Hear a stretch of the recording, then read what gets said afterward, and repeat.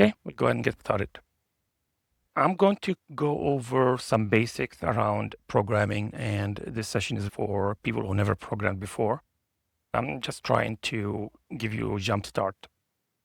I cannot explain everything about programming in an hour. It takes years to be really good at programming and probably takes you a few months to get comfortable with it. Hopefully, this will give you a good start around some of the basics and be able to read source code. If you see someone's script, you'll be able to make some sense out of it and then Google or search certain things that you don't know. That way it will fill the gaps and you'll start getting familiar with it over time. So when you want to start programming in Pine Editor is here at the bottom. So you can expand the bottom panel and go to Pine Editor. Okay. And I'm going to go ahead and maximize it. You always can come in here and say, I want to create under the script, I want to create a new indicator. And they have different things. Indicators are what you use. Usually whenever you add indicators on your screen, strategies, it can do calculations, for example, entry and stop loss and target. That way you can run numbers around the percentage of wins and the size of the win and so forth. And libraries, more of add-on components to indicators. You start with creating an indicator, and indicator will show up here. Now, looking from top panel, left to right. First one is your main menu for indicators. You can save the script, or you can click on it here. It will save it. You can rename it and so forth. You can create a new one, and you have the recent ones here. Or you can open a library of your personal scripts, the ones you saved. Next is add to a chart. So it has to be saved and compiles. If it does, then you can add it to chart. Compiles means no errors, basically, so it can be added to the chart. On the top right, it's publish indicator. And this is where you can publish indicator either private for your personal use or public for everyone to see it. And you can do it with source code or without source code as part of the publishing process. And it's tied to subscription level. I'm not sure what all subscription levels and restrictions on that. These are the general settings that you can set to the editor. The defaults are fine. I have the mini map enabled. You'll see it at the bottom section right there. And I leave that usually alone. I don't go there. And you can open this editor in new window. The ones you care about is profiling. Profiling is to check performance. And we may try it. I just don't know if I have an indicator I can show you that. But basically, if your script is slow, if you enable profiling, we'll do it after we add it to chart. If you enable profiling, it will tell you which function or which command is taking the most resources, how much your script is executing, and so forth.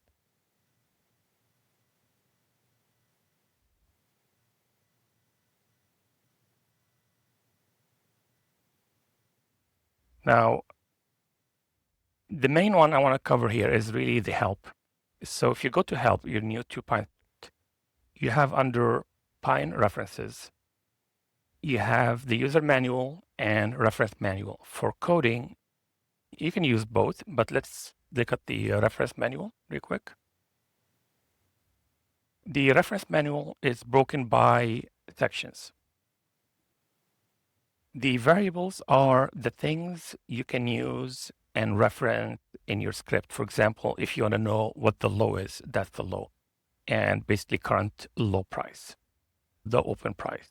Open, high, low, close, they do calculation basically divided by 4. So if you're looking for a variable that you want to know, how do I do a month or a minute? So those give you some explanation. But those are basically the built-in variables we can use.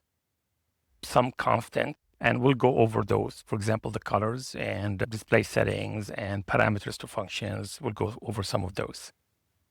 The built-in functions, and I'll explain what functions are, but basically, if you want to raise an alert, use this alert function, and it'll give you an example of how do you do an alert. And we'll talk about the formatting of it. And Like, for example, if you're looking at a script and you want to know what they're doing, you can look it up here, or you can do search on it and you'll find out more about it. Some keywords and stuff like that, those don't matter much. Now, we are in, I'm going to go back to source code. We are in version 6. You will see some scripts already saved or in the library that says version 4 and version 5. Version 4 is too old. I would start at least version 5 and 6, preference 6, because that's the latest. And what that is, each time they add new features, they give it a new version. That way, if you're using an older version and they removed a function or added a different function, it doesn't impact the way your script is running. If you say version 5, it's designed to run on the syntax for version 5. So we use 6 because that's the latest. The next one is the declaration, and that's indicator. This tells it what do you want to do with the script. So the first parameter is the title. It's my script, and that's what shows up over here. So if you give it a name over here, you can name it whatever you want. It will show up there.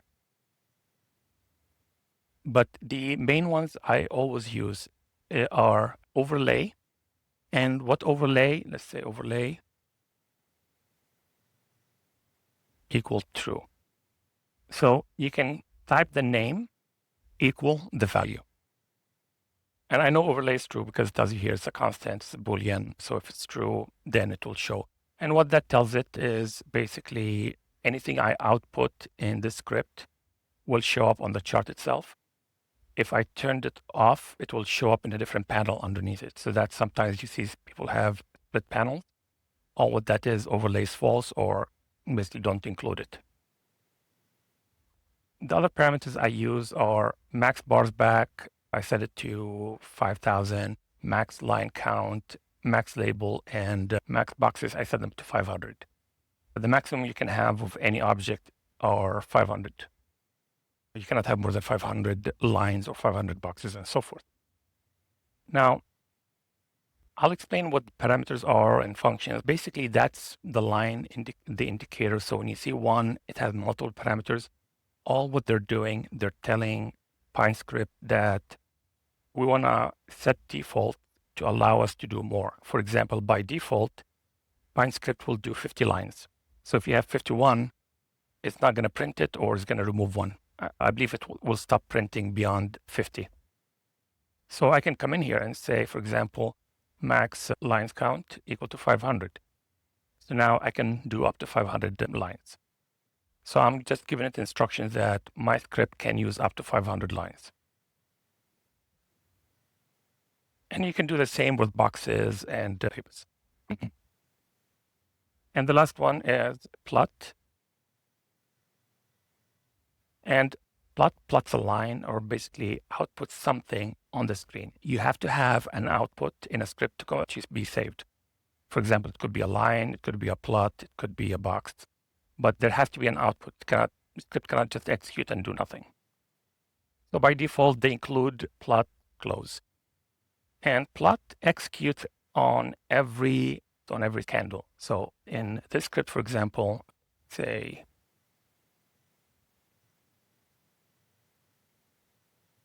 last. Okay, we do that. I can save it. It's going to ask me a name. It's going to take the default name, and you can change it. Save. And now I can add it to the chart. And what that did, it added that blue line right there, because it said plot the close of each candle. So it's take it from one close to next close. Close, close, close, close. So that's what plot is. You can say, for example, plot close plus open. Let's say plus 100, just to make it easier. Okay. So now it went over up there because I gave it $100 difference. So it's still plotting the close, but the close plus 100. So that's kind of, you can control certain things in here, but that's basically the plot. So that's the structure of PineScripts when you're getting started. So you want to make sure indicator is declared. You want to make sure you have version. is declared, and you're going to have an output. Could be a plot or anything else. And I usually keep plot on my screen when I'm creating indicators until I start creating lines or something, because I need it to be able to compile it so that I can run it. So for example, if I remove this plot, to update the chart, is going to give me an error saying an indicator must contain at least one of the following, and gives you a certain list. So I keep it on until I have an output, and then we go from there. Okay. So now the Pine script is a scripting language. It's not full-blown programming language like C and Java and other languages. And what scripting means is that there is actually a program written to read this file, to interpret it, and do the code. So it's usually a bit slower than the usual. Okay. So Pine script runs from first line to last line. So you always see it running from line 1 to whatever. If you have 1,000 lines, it's going to run one line at a time. And every time there's a new update to a candle, it's going to re-execute it again. Okay. So the script starts running from top to bottom. It must have version, indicator, and a plot line. And it executes from line 1 to the last line you have in your script.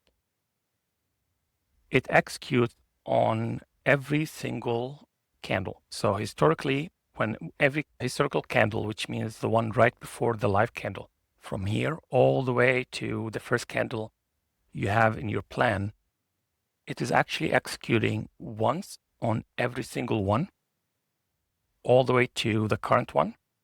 And the current one will start executing on every single update. So every time it ticks, your script is executing. So you want to make sure in your script you're accounting for that, because you'll end up with too many executions or doing wrong calculations because you're assuming it's going to execute once and it's executing multiple times, or historical is actually expecting it to do different updates, but it does it once up to last one.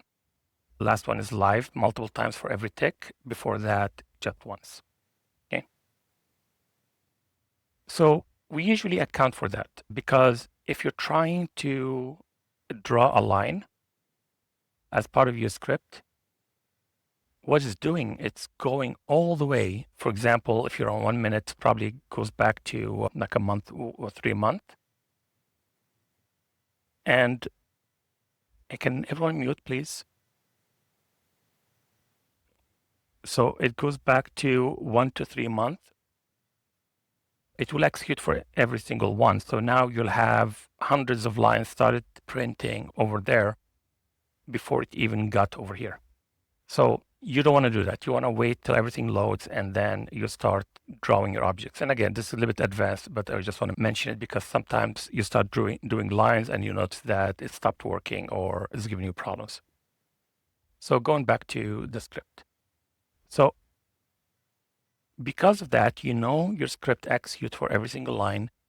You always have to think that logically when you're writing your scripts, that it's multiple executions every single time. It's cumulative. Think of it as a news ticker. As information comes in, it just streams in front of you. The way you write your code is that it has to be space sensitive. Pine is space sensitive. Other languages are not. So it has to start from the first. Except for functions, usually you have no space or a tab or 4 spaces. Basically, tab and 4 spaces are the same. Those are used in functions for indentation. We'll cover that in a minute. So you make sure you start at the beginning. So variables are something that changes over time. So if I wanna check, for example, bullish candle, I can say bullish equal, one single equal, open is less than close. What that checking is that if the open is less than close, it open here, close there, then bullish will be true. Bearish equal open greater than close. That's all really what it's doing. And anytime you reference this one here, it will be basically gives you the current candle as it updates. So bullish over here right now, it's true. If that price drops below, it will be false. For everything else, it just depends on what it was. Okay. Now, you can reference previous candles by a number. Every bar has an internal number, and they call it internally bar index, but you reference it by number. The current bar is always 0. So you always count backwards, 0, 1, 2, 3, 4, 5, 6, 7, and so forth. So let's say I want to look for a fair value gap, or I want to check, do we have a fair value gap? So I don't want to include the live candle, so I want to include closed candles. So you start with 1. Okay. So you say 1 high is less than 3 low. 1, 2, 3, 3 candles. And the way you do that is you say fair value gap equal. I like to indent it to be the same thing. So you say the high, how do I reference previous candle? 1 is less than low of the third at 3. Remember, it's 0 based. So 0 is the current candle. And then whenever you see something referenced like 1 or 5 or so forth, you start counting 1 from the candle before it. 1, 2, 3, 4, 5, for example, closed candles. If there's nothing in front of it, then that's the current candle and updating every single time the script runs. Okay. So if you want to see what those looks like, I'm going to add a line here just for reference. 0, 1, 2, and don't worry about this one. This is just to show you what's going on. The chart log.info outputs things over here in Pine log. That way I can debug it and see what's going on. So you can see here, it's running for every single tick. It's updating. That count is changing, right? Okay. And the first one is bullish. It's false. Is bearish is also false. Interesting.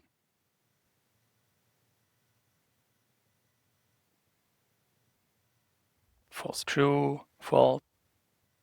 Yeah, it was basically a doji, so it was false. So it tells you those two will update because this candle is updating right now. The last one, it doesn't need to update because it's checking the closed candles. Now, internally, the script is executing, but it's updating internally. And you can see that script running for every single tick. The whole thing executes. So when you have really big script, it's running for every single tick. Okay. Now, you can do conditional. So for example, this is for bearish fair value gap. It, candle 3 was here, then candle 1 over here. So that's kind of a bearish. I can include a bullish. So I can either put another fair value gap, say bullish, or I can append them together, include them in one command. Those, by the way, have to be unique. You cannot have the same variable. There are certain ways you can do it inside functions and so forth, but usually you want to keep them unique within the scope you're working. And here we're just executing top to bottom. So what you do is you say, you put brackets around it. Okay. When you do that, this will evaluate by itself. This is basically group. It will run this one and returns true or false. Or I want the low of 1 greater than the high of 3. So now I'm saying bearish fair value gap or bullish fair value gap based on the closed candle. Now, the reason this works to highlight, for example, this fair value gap right here, when we said, well, we mentioned 1 and 3. Well, because the script executed from the beginning. So when it came here, for example, and this one closed and this one opened, zoom in.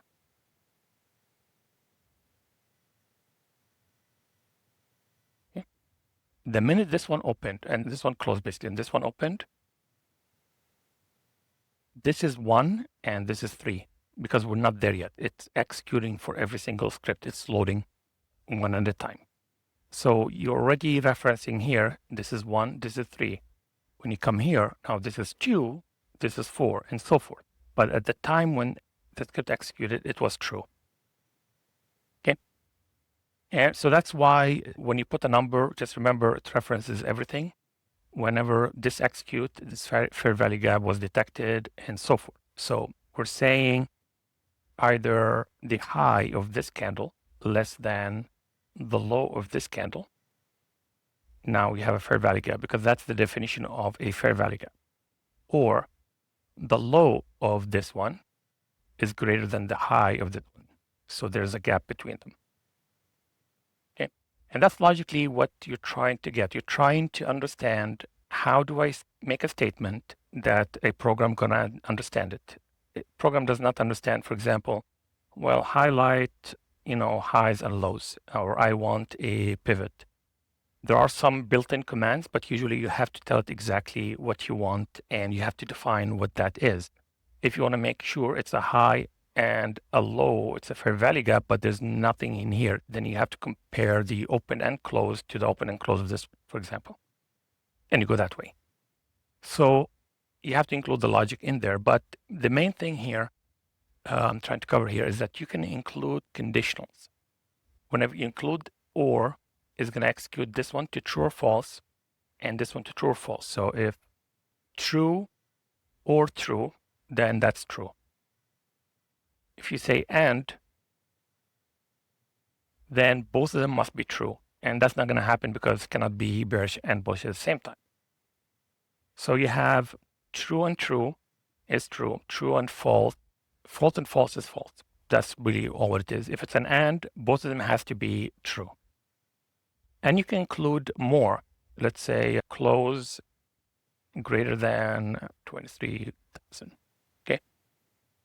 Close is the current price because you're looking at the current candle. So if you're looking on reference, what is the current price? It's currently where the candle closed. So right now, that's the close. As it updates, the close is moving for the current candle.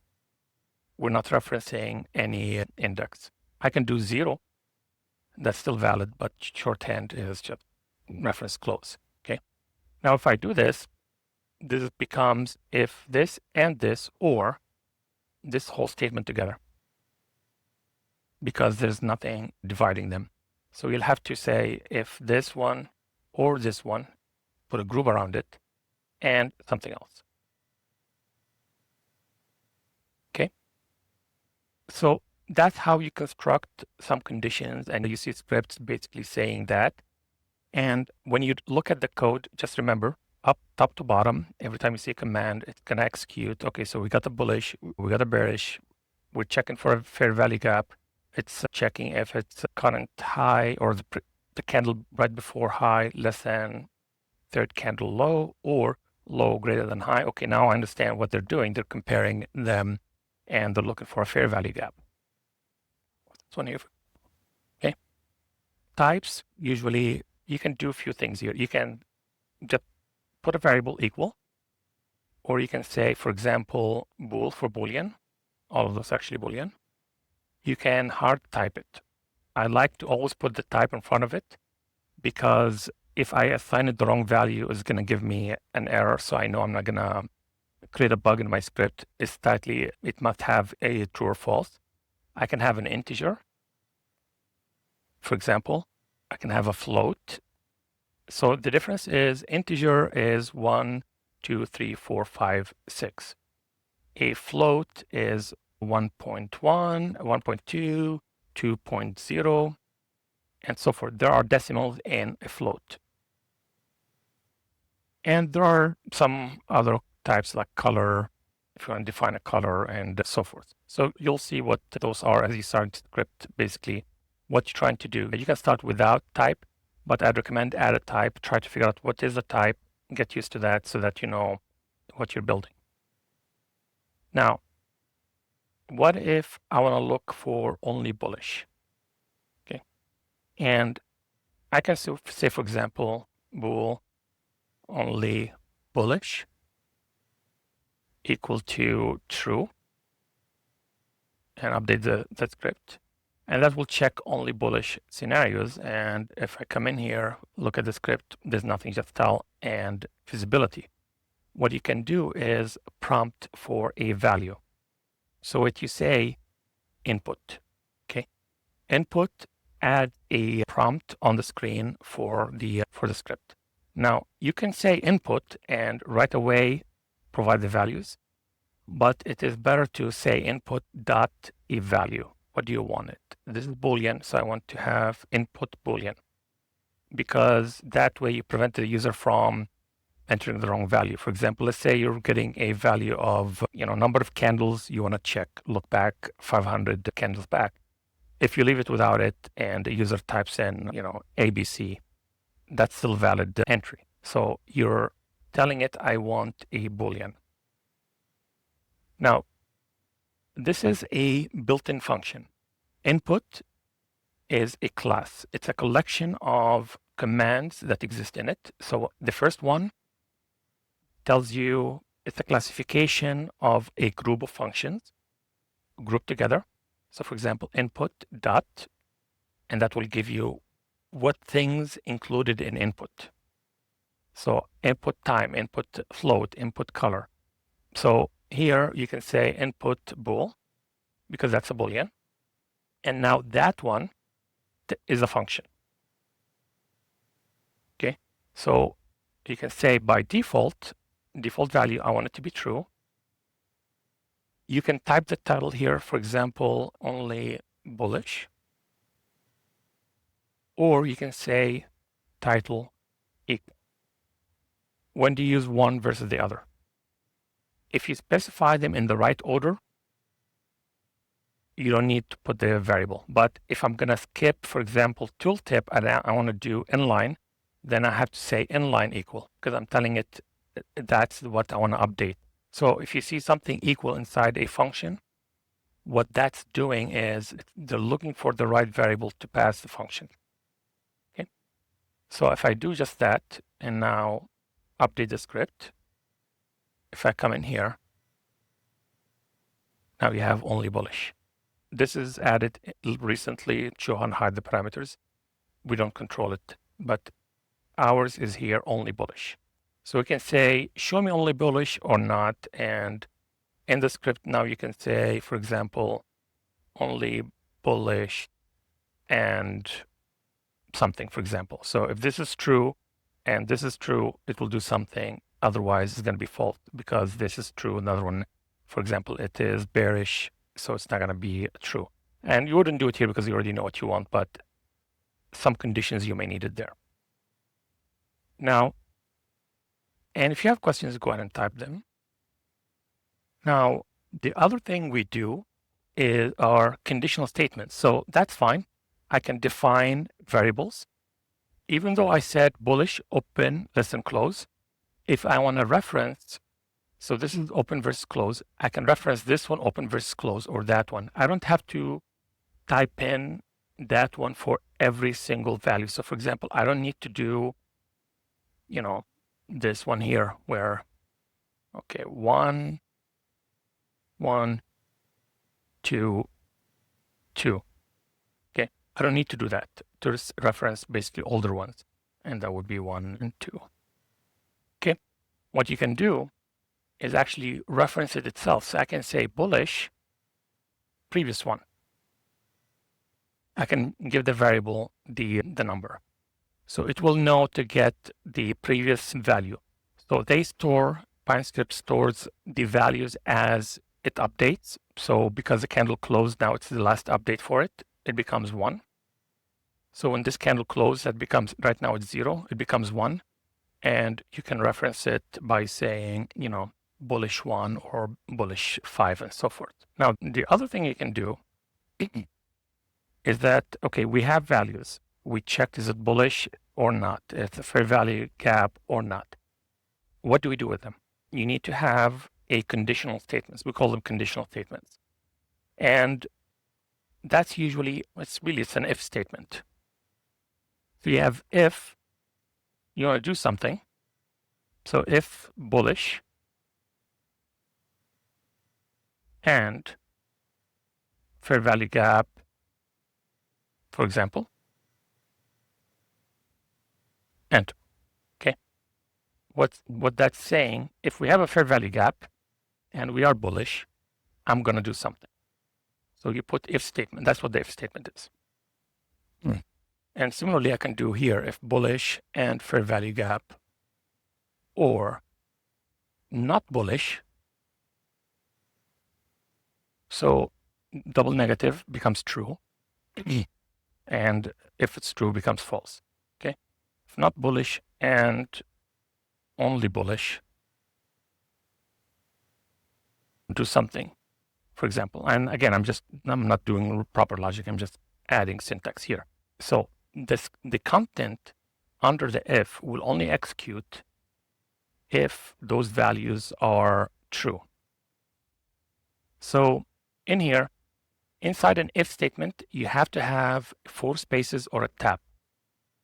That indicates everything underneath it is part of if. So if something, now we can say, for example, let's do the log here. Okay. If this condition there, then log will execute. If this is false, then log will not execute. So I can remove this one here, update, and I can look at the log.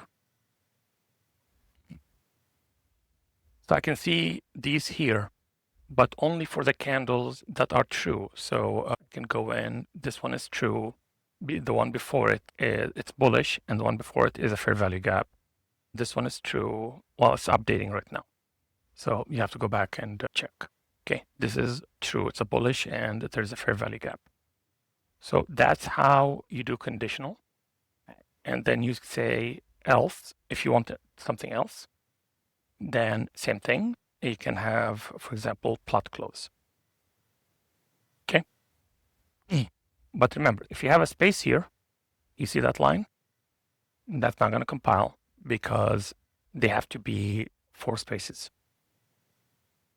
If I include another if statement here, if fair value gap, then it's going to be 4 spaces from that if statement. So it's going to execute this one, then it's going to jump in and do that one.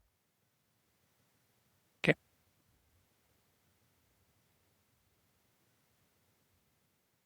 There's another way of doing, by the way, plot cannot be top, it has to be always root. It has to be here, always.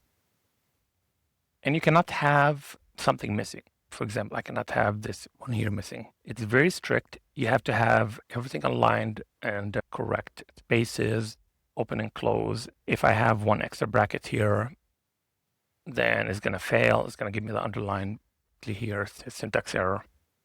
So they have to be correct. The other thing you can do is that you can loop through data. So you can say, for example, for I equal 0 to 10. Log.info count 0 I. What we're doing here, we have a for loop, call them a loop. It's going to assign 0 to I as a variable, like one of those variables. It's going to be integer. It's going to execute 0, then do something. Then it's going to do 1, 2, 3, 4, 5, 6, 7, 8, 9, 10. So it's going to be actually 11 items from 0 to 10. So logic inside of for will execute as long as the condition is true. So if you see, this could have been a variable, for example, size equal to 5. So it could be this one to size. Then it will execute up until that point from 0 to size. If this one is less than that, it's going to give you an error. So in here, I could have said 0, 1, and say here, for example, let's say the close for I. I'm using a variable to reference the candle. So it's going to go from candle 0 to candle 5. So 6 items are going to be listed. And I'm going to get the close for them. So update, pine log. And now you're going to see the count 0, 1, 2, 3, 4, 5, and they're updating. 0 will always be refreshed because it's the latest live one. I could have said from 1, for example. Okay. Now, with code executing in that order, sometimes you want to have certain logic encapsulated. It'll basically have a black box that does certain logic, and you see that a lot in scripts. So think of script execution going in as line, line, line, and so forth. So script will execute them in that order. You can add a function command to this one, and what that will do, that will basically include them as a one box that becomes a single command. And now in your main script, you're doing, for example, line, line.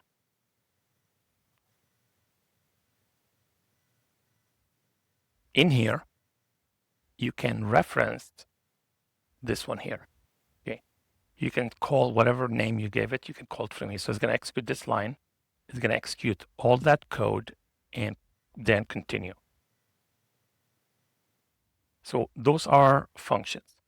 And to do functions, you give it a name. You'll see that in code. For example, if I want to include this one function is, let's say, find fair value gap, open, and you want to give it parameters. So let's say condition.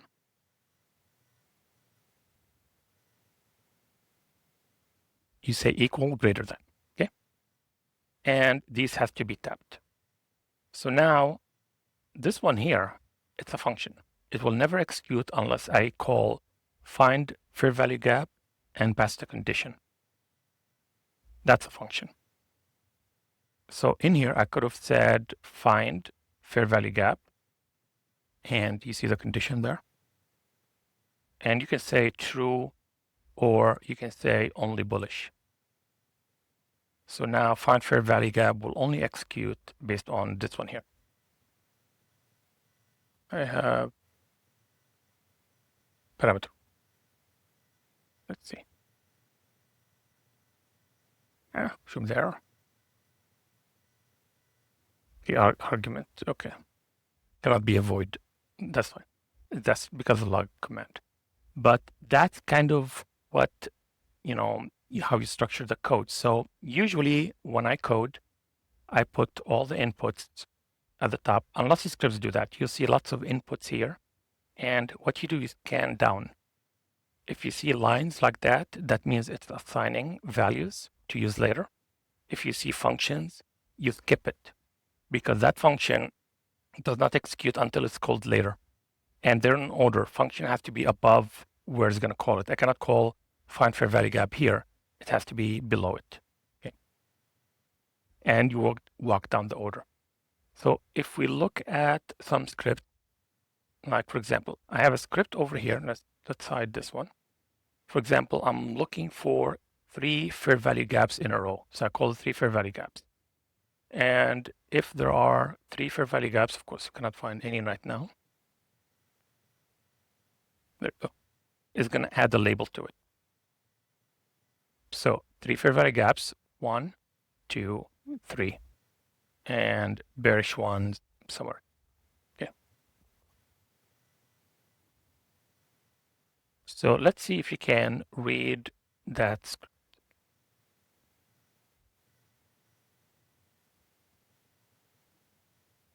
Looking at this one, does this now make sense? Do you see what was doing? Of course, there's a command here you don't know. So bar state is confirmed. That means wait for the candle to close to reference it. Even though I'm saying low, I'm saying only if it's confirmed. And you start learning those as you start coding. You're adding more knowledge to your list, and you start memorizing or remembering certain commands as you move forward. So I'm saying if it's confirmed, closed. I could have said 1 and 3, but that's easier for me. If it's confirmed, lows greater than high 2. What's the next candle? 1. 1 greater than 3. What's after 1? 2. 2 greater than 4. So let's start, let's say, for example, here. This 0 candle, less than 2, 0, 1, 2. But then I need to go back to 1, 3. Then I'm going to go back to 2, 4. And what that's doing, now it's creating a label, .new, and passing it parameters. So you'll see here parameters label. It takes a point. There's another one. Basically, it's an overload. It takes basically the X value, Y value, for example, the index count, which candle. So I want to make it, for example, a bar index minus 4, go back 4, and the height of the fourth one. So in here, it goes back 1, 2, from here, 1, 2, 3, 4, and because it's bearish, I'm doing the low. Okay. So that becomes, yeah, here.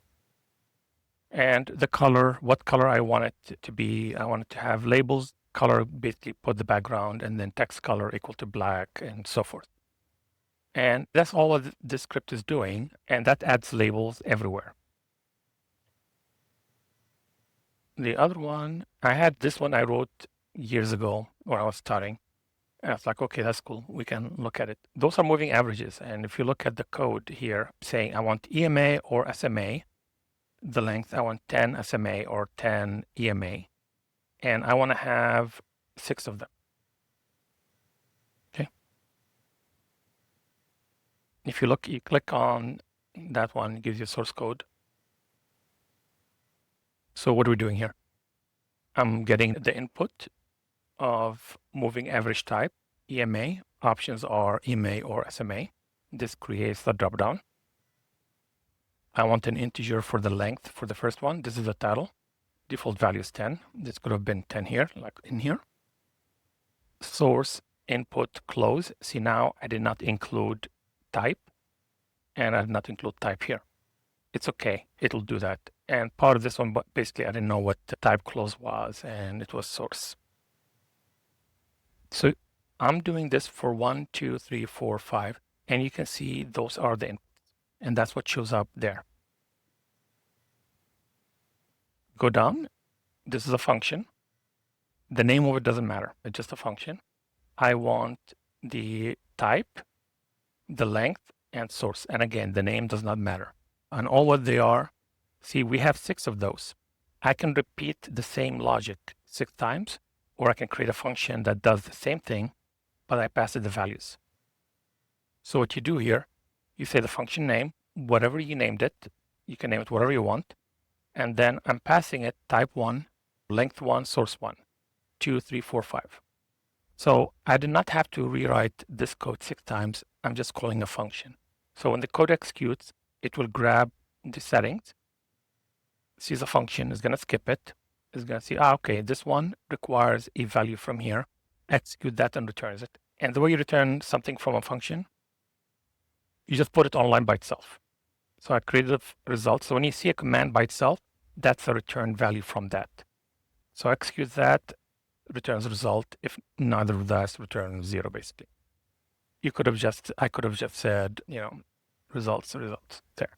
That same thing. It's assigning, it's 0. If this is true, it's going to assign it here. If this is true, it's going to assign it here, and it's going to return it. So now those are returned to those value. And now I'm doing a plot for each one. I'm creating, color variables because I did not prompt for color. I could have prompted for color and basically give them a name. And that's really all what you need to create moving averages. We have a little bit more advanced things here, but this is basically changing candle colors. And I know it's 1 hour, we cannot cover everything, but I want to make sure you understand to read them. So now when you look at a script, you don't look at a blank screen, you don't know what to do. Indicator, the name, overlay true to put it on top of the candles. If the time frame equal to 1, if it's a 1 minute, this will be true. Because double equal, that's a comparison. 1 is assignment. So if this is true, this will become true. It's going to call higher time frame 15 minutes, and I don't want to get into request security, but basically the condition is right here. When you see request security, it's calling another symbol or a higher time frame, in this case 15 minutes, calling the same ticker 15 minutes. It's checking low less than low 1 and close greater than low 1 and close less than high 1. So close between the low and high. It's close between, the previous candle, and the low is less than the previous candle. If that's the case, this becomes true. And same for those. Now, creating variables, assigning it no value. So if true, if this one evaluated to true, assign this value to that. Now in here, it did dot equal. In this case, you don't have to. There are situations if there's a var that, like, oh yeah, it's actually this one. If there's a var in front of it, you need to have dot equal. I'm sorry, semicolon equal. Colons equal. So that's assign it. If the second one is true, do this. So is block, if it is 1 minute and not empty, that value, because this say NA. So I want to make sure it's not NA. And the time of the candle is greater than whatever, block start. This is just a mathematical equation. Milliseconds, there's 1,000 milliseconds in 1 minute, times 60, that's 1 hour, times milliseconds, which 1,000 equal 1 second, times 60 seconds. So times 50 and so forth. So you're adding some numbers and adding them on screen. Now it checks that. If that all evaluate to true, then it says bar color. If this is true, put color, otherwise put nothing. And that's basically, if it closes between the high and low, then it's red. That's all what that's doing. So you start looking at scripts like that, and you'll start seeing the flow of what they're doing. This indicator has 2 different functions. You skip it, so you come in here. That's where the code is, calling that function. Okay, let me look at to see what that function does. Okay, it does that. Because it's on a line itself, its return statement is going to return the value of this statement in here. So if that returns true or false, if this is true, put it green. If it's false, then check the next function. If that's true, basically put it red and then NA. So it just basically, you'll have to start looking at the code that way. Whenever you don't understand something, you can actually copy it and paste it in AI and tell them, can you explain this function to me? And tell you what the function is doing. But try to understand the flow and try to understand how functions are called and how variable assignment happens and how you compare them. Majority of coding is about the logic, having the right logic and knowing how, think of it as like a flow chart, how you want to serialize the commands. Then you can write a program. And whenever you go, like for example, and programs can be very complicated, like V5, say, it can be very big, very large, and commands, and all of them like methods, which is like a function, and if statement, assign a value, if statement, assign a value, for a loop, the index of the loop, get the object, and do something with that data and so forth. So you can look at that and you can see, okay, logic starts from here. I'm checking for a doji, I'm starting for a bull, for a bear, and then, I'm processing the logic all the way to the bottom. So all of them are just that. It's a function with if statement and then a command, and you just go through the list. So that's about it. Do you guys have any questions?